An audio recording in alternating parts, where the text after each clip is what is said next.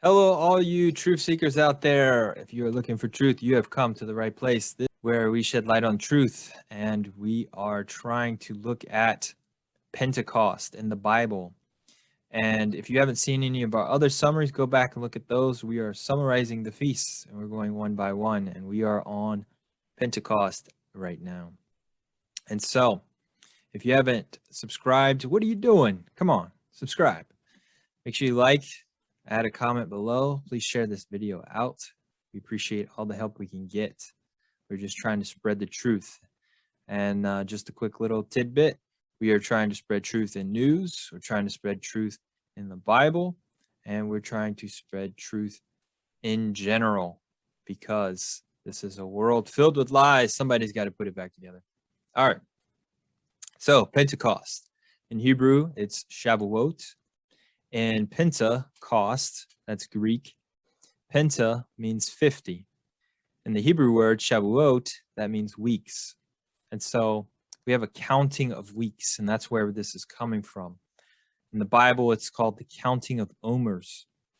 And we're supposed to be counting the omers, the weeks. And so where do we get 50 and why is it weeks? It's because we have a counting of Sabbaths. That means 7 days of the week, the seventh day.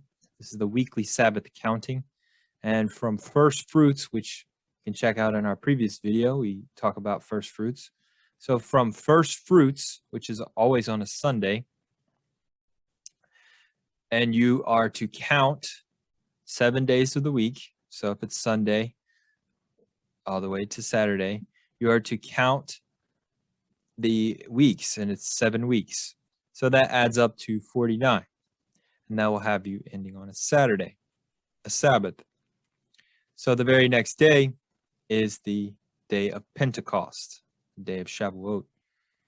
And that is the 50th day. That's how you get 50. So it's 49 plus 1. That's 7 sevens plus 1. And God's always working in 7. Sevens is his number. It's his number of completeness. And it's also my favorite number. So let's get into Leviticus 23, where God is actually telling the people, what does he want to be done on this day, this Pentecost day? Leviticus 23, verse 15. And you shall count for yourself from the day after the Sabbath, from the day that you brought the sheaf of the wave offering, 7 Sabbaths shall be completed. Count 50 days to the day after the 7th Sabbath. Then you shall offer a new grain offering to the Lord. You shall bring from your dwellings 2 wave loaves of 2/10 of an ephod. They shall be of fine flour. They shall be baked with leaven. They are the first fruits to the Lord. And you shall offer the bread 7 lambs of the year, first of the year, without blemish, 1 young bull and 2 rams. They shall be as a burnt offering to the Lord, with their grain offering and their drink offering, an offering made by fire for a sweet aroma to the Lord. Then you shall sacrifice 1 kid of the goats as a sin offering, and 2 male lambs of the first year as a sacrifice of a peace offering. The priest shall wave them with the bread of the first fruits as a wave offering before the Lord with the 2 lambs. They shall be holy to the Lord for the priest. And you shall proclaim on the same day that it is a holy congregation to you. You shall do no customary work. That shall be a statute forever in all your dwellings throughout your generations. When you reap the harvest of your land, you shall not wholly reap the corners of the fields when you reap, nor shall you gather any gleaning from your harvest. You shall leave them for the poor and for the stranger. I am Jehovah your God. So, a couple things I want to point out in here. So if you go back to my teaching on first fruits, which is the previous video, talked about there are first fruits of each harvest, and you are supposed to give them to God. And so Pentecost lands on the wheat harvest, and we'll get more into that. But we're to make bread and offer it up to God. And you're basically having a meal. You're waving the bread, the fresh bread.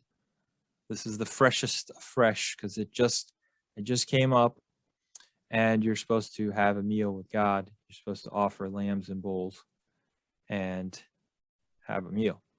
So this one actually stands out alone. You know, you have the Exodus story that makes up Passover and unleavened bread. And you have Pentecost, which is actually God just telling them, this is what I want you to do. Now, how does that tie in to things in the past? Well, it actually does tie in. It's not specifically telling you, but this actually happened at the giving of the law in Exodus 20 when God is reading the commandments. He also tells you in Deuteronomy 4:11 that he himself gave out the commandments, and all the people heard. They heard God say it himself. And why is that important? That'll be important here in a little bit, because there was a miracle of languages, which we will talk about in a little bit. So the harvest time, you have the wheat harvest, and you have God saying, on this day, I want you to offer up food to me, and I want it to be the first fruits of your wheat harvest, which, by the way, the wheat, there are two harvests for wheat. There's the wheat in the end of the summer, which is Pentecost, and then you have one at the end of the year, which also coincides with Tabernacles. So you're actually second harvest of wheat. That's just the way that plant grows. So we know that the feasts are shadow pictures of good things to come, and we want to know, how did it get fulfilled? So all the spring feasts, we know that God, I guess you should say spring and summer feasts were fulfilled, and we are now waiting for the fall feast to be fulfilled. So how did Pentecost get fulfilled? Well, Jesus fulfilled Pentecost. Jesus is Yeshua in Hebrew. He gathered his first fruits, if so to say, if you will. This is the first fruits of wheat, and the symbolisms behind wheat and what wheat is biblically. I am spiritualizing this, but it's going to make sense, and you're going to enjoy this. So the wheat represents the righteous, and the tares, which is the false wheat. So a tare would be something that looks like wheat when it's growing up, but the thing about wheat is when it grows grain, it bends, it bows, so it bears fruit, and we are to bear fruit. You know a tree by its fruits. The fruit is the good things that you bear. You have bad fruit, you're bad. And so the tares, they have artificial growth.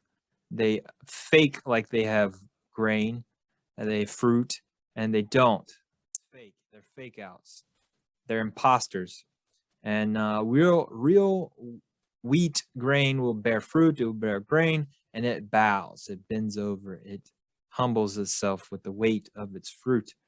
And the tares, they're straight up, they stiffen up, they never bear, and they are imposters. That's how you can spot them. They have no humbleness. They're all stiff and proud of themselves. And that's why you're not supposed to gather them until the end. But back to the wheat. So we have Jesus at the temple. He's gathered his righteous. He's gathered his believers. This is after he has been crucified and risen. And the symbolism there is that he is the high priest, and he has gathered his wheat. He's gathered his righteous at the temple. He's gathered his disciples at the temple. And in the Bible, you may read it as the house, and this is in Acts 2, and that house being the temple. All those people were gathered at the temple. There was 3,000 people gathered at the temple. They weren't gathered at one house. You can't fit 3,000 in a house in ancient Israel. That's just too many people. So what happened on that day is Jesus told them to wait in Jerusalem and then gather at the temple on this day and be ready. And so on that day, Jesus shows up and he pours out the Holy Spirit on the believers at the temple. And the fire began, and there was fire that began to show up or appear above each person's head there. And the fire took the shape of a tongue. So like a small tongue was waving above their head. And then a mighty wind rushed through, and they were filled with the Holy Spirit. This is Acts 2:2.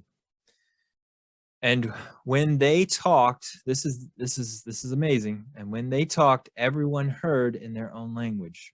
This is the miracle of the language. The Old English says tongues, but that is a meaning of the word language. And then a few more verses, it also states that they heard in their own language. So this is the miracle of languages. This has happened before. This is a miracle that God himself performed on the people. So at Mount Sinai, Exodus 20, God is giving out the 10 commandments. And up until this point, they were relying on Moses to tell them everything. They were relying on Moses to tell them the name of God. God wants us to do this. God wants us to go here. We need to go there. They're all relying on Moses. But at this point, Exodus 20, God himself reveals his name, and then he tells them all in his voice. And this is a mixed multitudes of people. You have Egyptians in there. You have descendants of the 12 tribes there. And you have some Edomites. You probably have some Moabites. You probably have, you have Jethroites for sure, because they're right there. And there might be even more people with different languages that we're just not aware of. We don't have record of. But it was a mixed multitudes, multiple languages of people there at the base of Mount Sinai. And God speaks out the 10 commandments. And they all heard and they all understood. So this was the gift. This is the miracle of languages. God speaks it and they know what he's saying. And it just so happens that they were terrified because God spoke and they thought they were going to die. So they ended up asking Moses to do all the talking for them. And they would. So we have the dying off or the losing of 3,000 people at Mount Sinai on the day that God gave out the 10 commandments, which is Pentecost. We also have the adding of 3,000 people in Jerusalem at the Temple Mount on Pentecost. So the 3,000 that died was the 3,000 that worshiped the golden calf. They did incorrectly. They falled to sin. God said, take the Levites and send them through and kill all of them.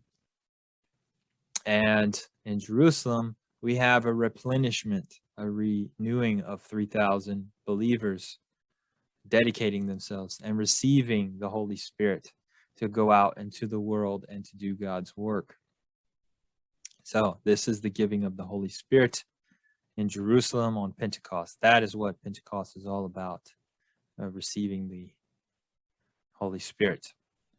And I just want to make this clear. The Holy Spirit's being given out. This is not just a New Testament thing.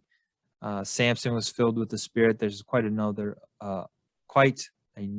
of Old Testament people also receiving the Holy Spirit or having the Spirit in them. But this is the first time we have Jesus pouring out the Holy Spirit on his followers, and that's a beautiful thing. And so that is Pentecost in a nutshell, and I really appreciate y'all making it through this, and I hope that you have learned something, and please share this out. We're going to continue summarizing these feasts. They are beautiful things.